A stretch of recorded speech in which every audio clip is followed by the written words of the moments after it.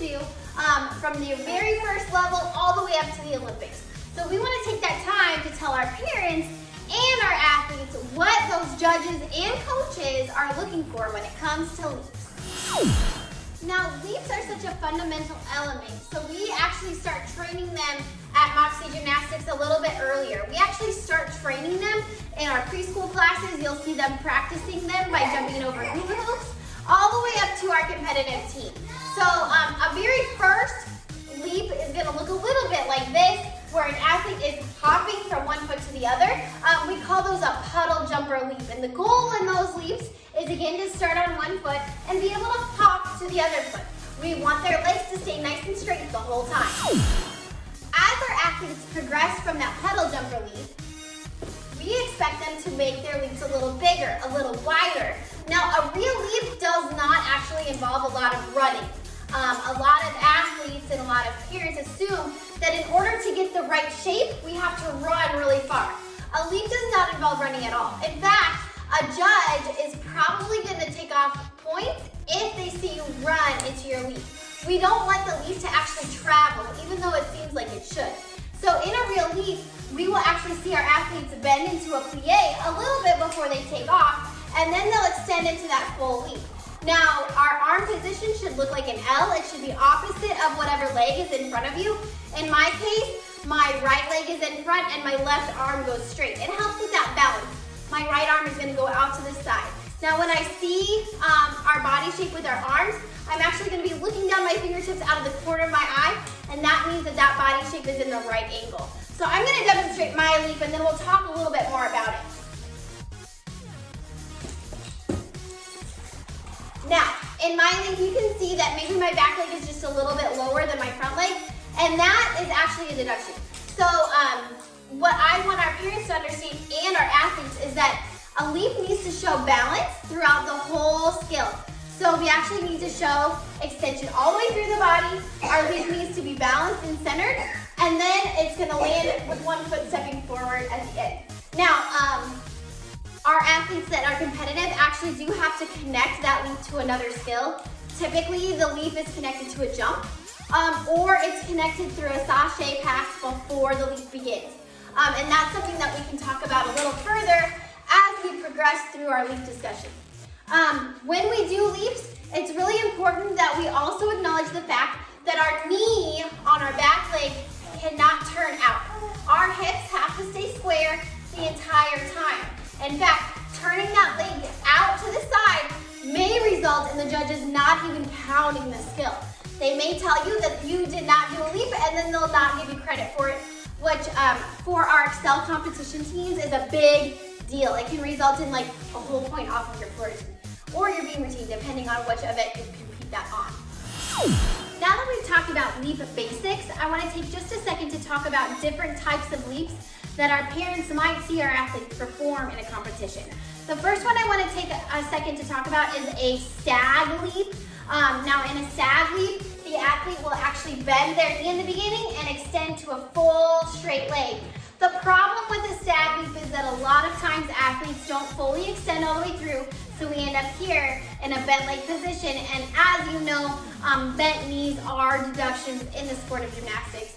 So I'm going to demonstrate my stag leap just so that you get an idea of what a stag leap is supposed to look like. Again, that stag leap extends all the way from that bent knee all the way straight, and we're looking for still that full split in the air. Our athletes are also asked to connect a leap to a jump a lot of times. I want to demonstrate that for you as well. When we see those leaps jump connections, there's a couple elements that we need to keep in mind.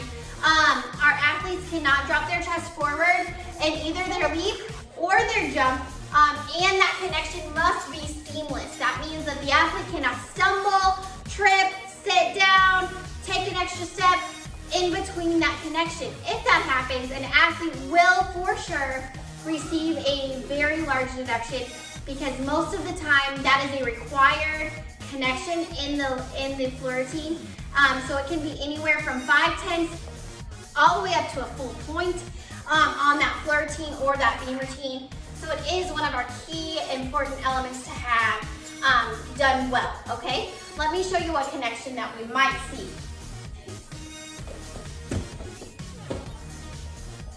Okay, again, we're looking for that athletes have their chest up in both their leap and their jump.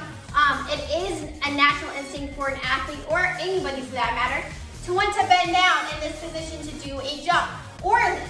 What we need our athletes to do is actually sit in a chair with their bottom tucked under to make their chest nice and straight and their back nice and flat. That gives them the best benefit for that leap series. We're also looking at what our athletes are supposed to do with their feet.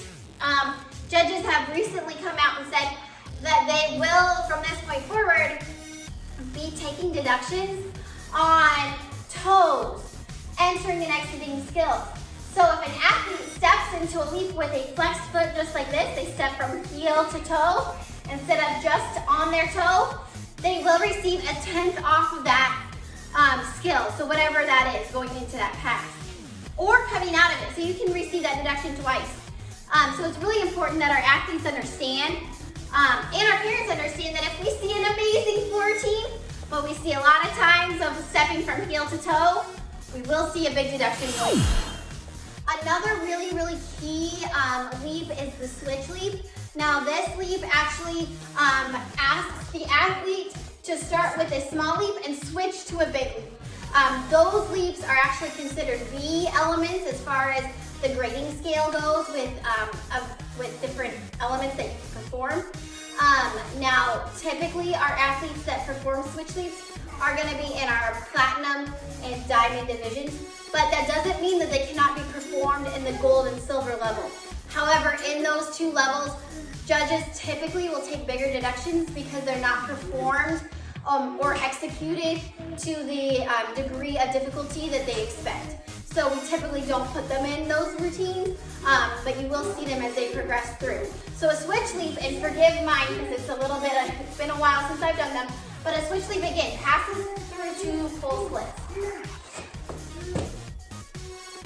So again, that switch leap is going to show two different degrees of switch, of leaps. And what the arms would look like in that leap would be here, alternating the leg out to the side for that landing.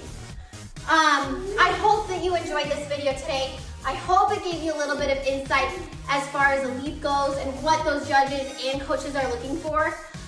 If you're going to practice them at home, again, make sure you have lots of safe space. Remind your athlete to keep their back knee under, their back foot pointed, and you're looking for that even split in the air.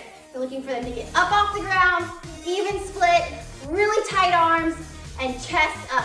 And that will help improve the splits across the board. And it's such a key element, so I hope you take a little bit of time to work on those during our break. Otherwise, we will see you next time. Have a good day. Bye.